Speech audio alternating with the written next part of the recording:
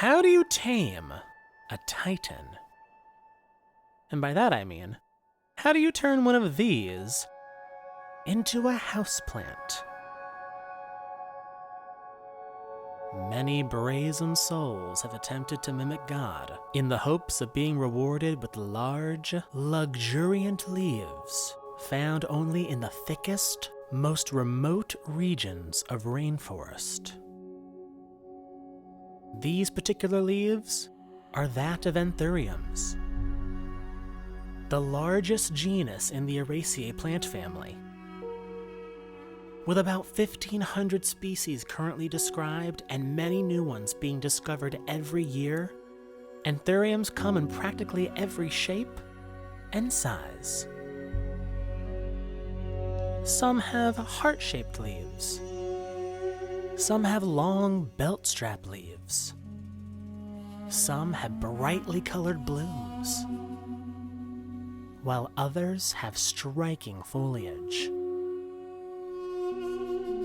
Some are small and unobtrusive, and some are titans.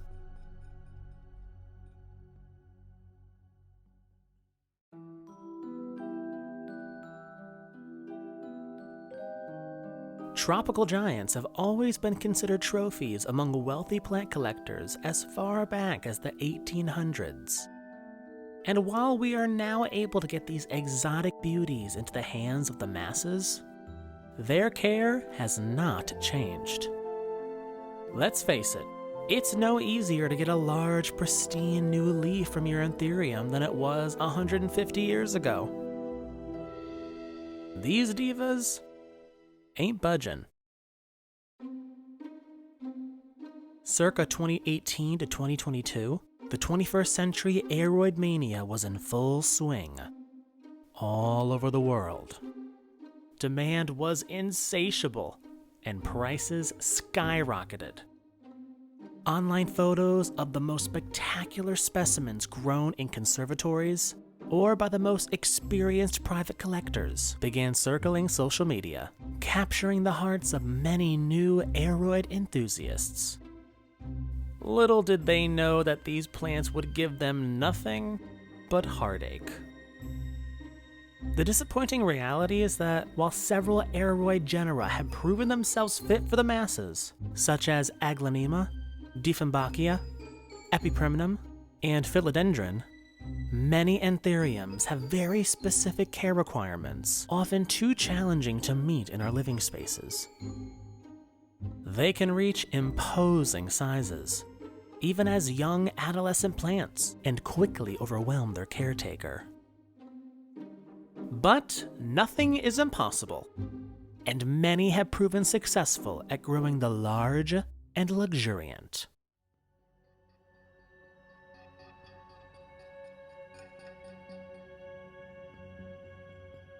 So, if we want to grow these creatures of Eden, we need to understand them. To do that, we'll need to meet them where they are, on their turf, deep in the lush jungles of Central and South America.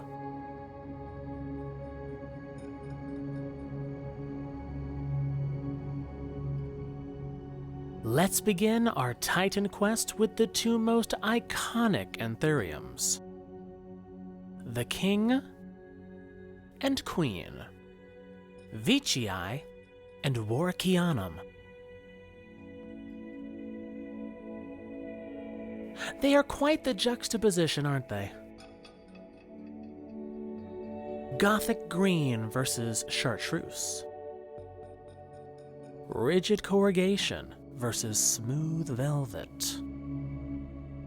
I guess opposites do attract.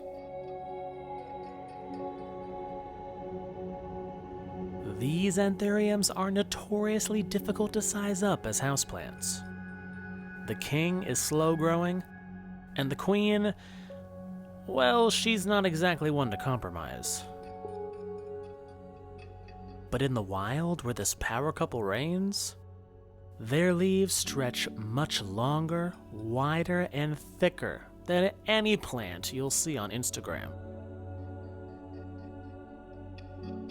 Warocyanums of the lowland Choco rainforests have leaf sizes maxing out at nearly 3 feet, or 1 meter. And these are the smallest, most humble queens. To find the true titans, we'll need to go higher in elevation. On the western slope of the Cordillera Central, leaf blades grow as long as 5 feet, 150 centimeters. Back in the Choco and lowlands is where you'll find the narrow veitchii, the most desired form with the longest leaves. The massive popularity of these plants led to poaching by the thousands amidst the aroid craze. Botanists have taken note of this, and new species narrowly endemic to small areas have more frequently been published with undisclosed habitat distribution. Our next titan is a Peruvian native, and has been on the exotic plant market for well over a century. From central to northern Peru, east of the cool Andes Mountains, is where you'll find Anthurium regale. Identified in the late 1800s, this plant is quite famous, mostly for being a one-leaf wonder in every collection. But ooh, does that one leaf make a statement. While this Anthurium can quickly become a floor plant, leaf blades may max out under 3 feet or 1 meter in most households. But when pampered, they can hold several monster leaves at a time, some in collections reported as large as 5 feet, which means there are likely greater giants to be found in the wild.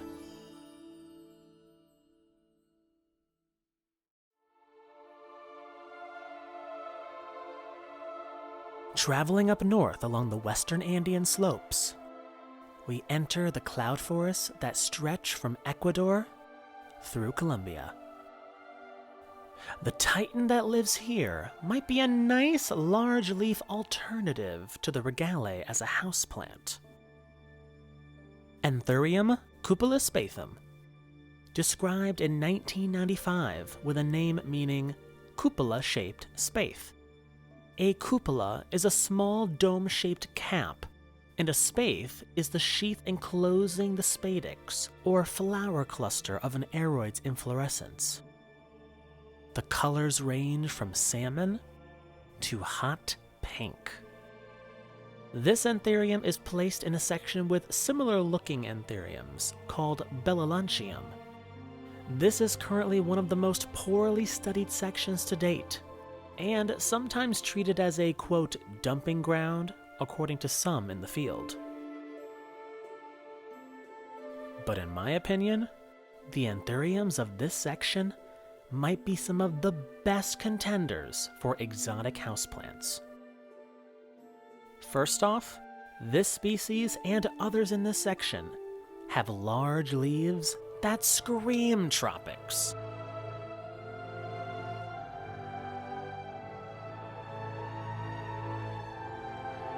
And their blooms range from delicate and pretty to strange and exotic. But what's even more impressive is their hardiness.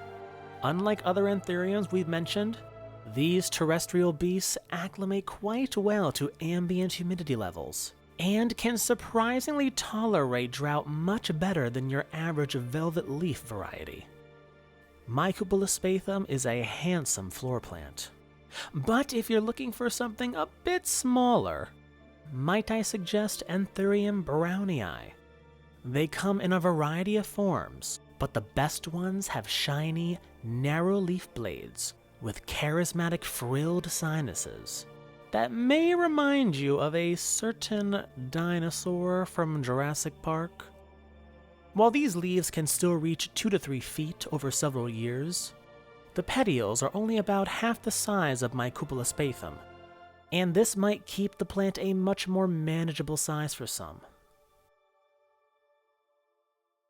Alright now, no more compromising. If you're a sucker for some monster leaves, you got the right one, honey. I got you covered. Let me now introduce you to the true behemoths. Hands down, the king of Section Bellalauntium is Anthurium decipiens. You might want to take a step back. These leaves can reach 6 feet, over 180 centimeters. From the depths of Western Colombia, this plant has long been confused with Anthurium salgurense. One big distinction: the inflorescence of decipiens among wild populations has been noted to emit a foul-smelling odor, suggesting its natural pollinators are flies. This plant's drop-dead gorgeous final form is worth the wait if you find a juvenile on the market.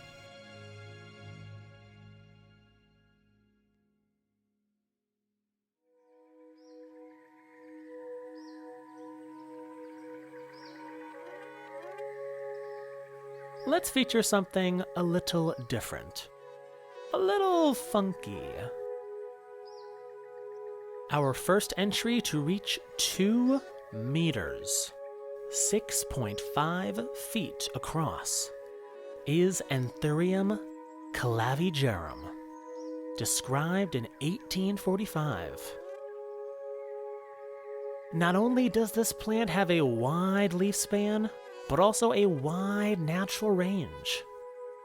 I came across one while in Panama, and simply put, it took my breath away. It was absolutely massive, holding on to more leaves than any Anthurium I had ever seen. It clambered up a tree in the low understory, looking like the outline of a mythical beast. Its curious digitate leaf structure sets it apart from the vast majority of Anthuriums. But hey, there's a market for the weird and wonderful.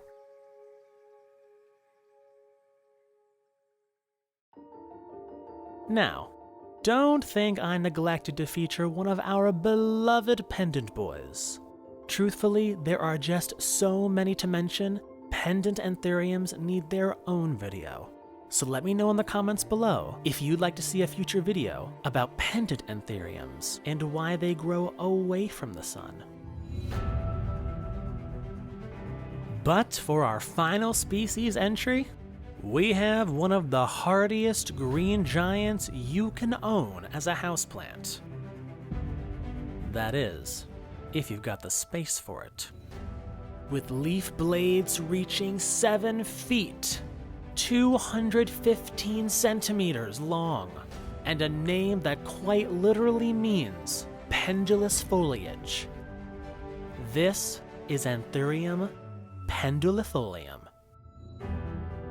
Described in 1904, this showstopper of the rainforest can be found from southern Colombia through Amazonian Peru into western Brazil. And with the assistance of Bill Rodolante of Silver Chrome Gardens, this titan of Mother Nature joined forces with Plowmanii to create the largest Anthurium in the world. The famous hybrid, Big Bill, has grown leaves as large as 10 feet, over 3 meters. Whew. Okay, let's come back down to the mortal world. Because now you're probably dying to ask, how on earth do I successfully grow one of these giants? And how do I do it without living down in South Florida? Or without some crazy care routine and setup that involves turning my living room into a giant humidity and temperature-controlled terrarium? The question you're probably all asking, can I really grow these as houseplants? Yes. Yes, you can. Let's talk about it. As we've peeked into the native habitats for these giant anthuriums, we've observed 3 common denominators. Number 1, bright shade. Keep in mind that even the darkest and shadiest corners of the rainforest are almost always much brighter than our homes. Basically, if you have a room with large windows that gets bright ambient light throughout the day, that's probably a lot closer to deep shade of the outdoors than your tiny kitchen windowsill. Yes, anthuriums are famous for doing fine in low light, but if you want those leaves to get big, then you need to go big. That plant needs a lot of energy to make big leaves, which means it needs a lot of light to photosynthesize and store away as much energy as possible to fuel that future growth you want. I'm talking at least 500 foot candles, baby. Measure that light. Number 2, big appetites. Big plants have big root systems that feed heavily, absorbing nutrients at every opportunity from the layer of leaf mold and other decomposing matter found in the rainforest. Fertilize in small amounts, but do so with every watering. Forget the once-a-month routine nonsense. We're talking business. Big business.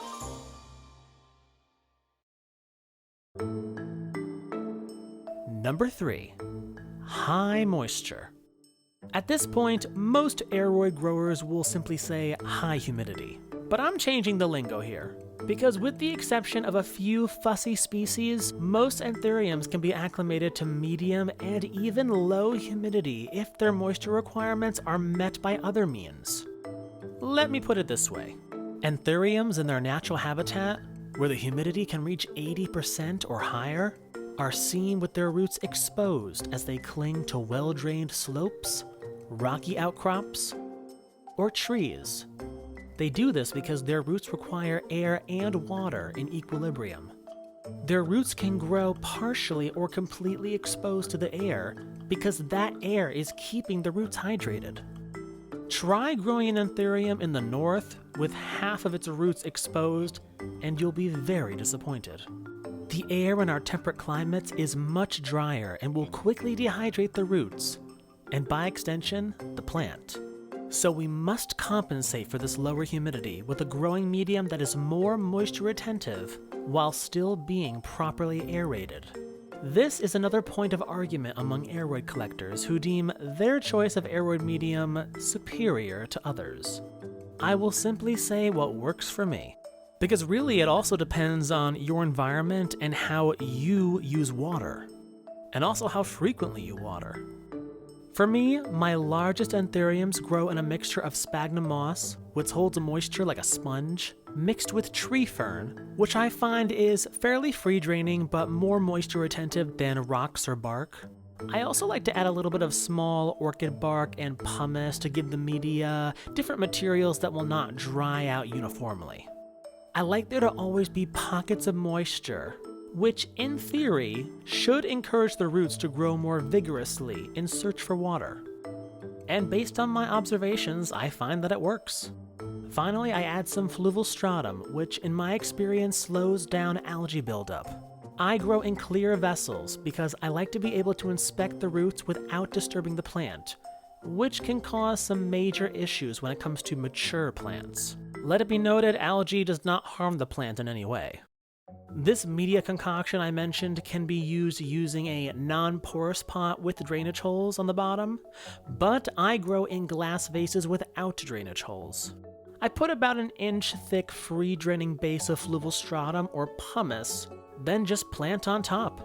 Then I water until a little bit of water pools at the bottom of the vase. New roots can grow down into the base even when there is water down there, because the fluval or pumice or whatever I have on hand is aerated enough for the roots to breathe. I don't keep a constant reservoir in the base. This is not a semi-hydro setup. The reason I use vases is because my winter humidity drops to as low as 25%, and the vase is protecting the plant by providing a humid microclimate around the root system and the base of the plant. And once you and your anthurium find that water balance together, it works wonders. I have a whole playlist on growing in vases that I'll link at the end of the video if you're new here. Also, make sure the plant isn't root bound for too long. Leaf shrinkage is usually a sign of stress. Anthuriums, especially terrestrial anthuriums, like to spread their roots out to get big. Healthy anthuriums will flesh out ever larger leaves as they size up, then maintain full-size foliage once they reach their individual limit. And now you know how to tame a titan. Now get to work, so you can start reaping the rewards. And by rewards, I mean giant leaves.